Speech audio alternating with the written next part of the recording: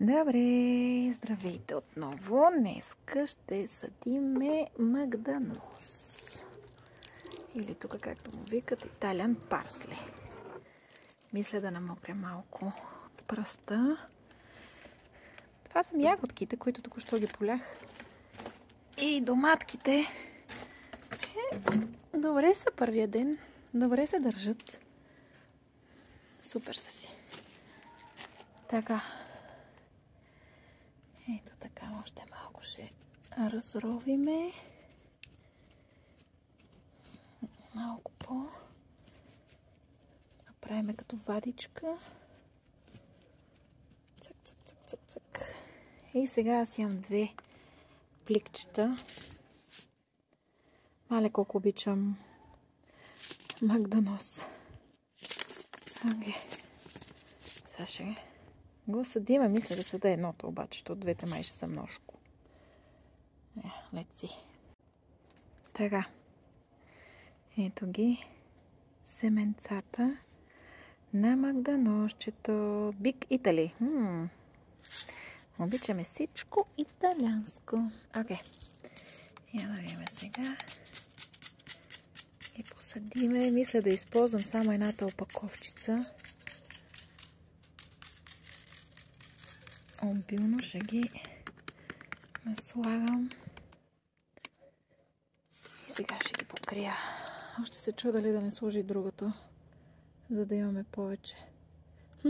Като си начинаеш, не знаеш какво да правиш много-много.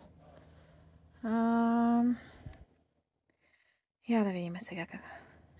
Добре, реших да сложа и второто пликче. Да видим от край до край. Добре, днеска е...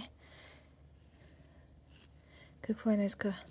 Февруари месец, 19. Да видиме. Хоп-хоп. Хубаво ще го замесиме. И ще видим какво ще стане. Да. Дано да стане.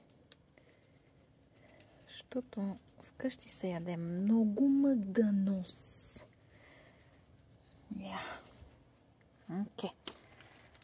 Сега да полееме пак ягодките, които се държат от вчера много прилично. Не са клюмнали. Супер са си. Домадетките също са станали. В смисъл, не са клюмнали. Те седат стабилно. Мисля да засъда още един ред, евентуално. Дет се вика да се подсигуря. Така, тук ще сложа още един ред. И тук искам да сложа краставичките. Оп! Айде да полеме сега. И да видим какво ще стане.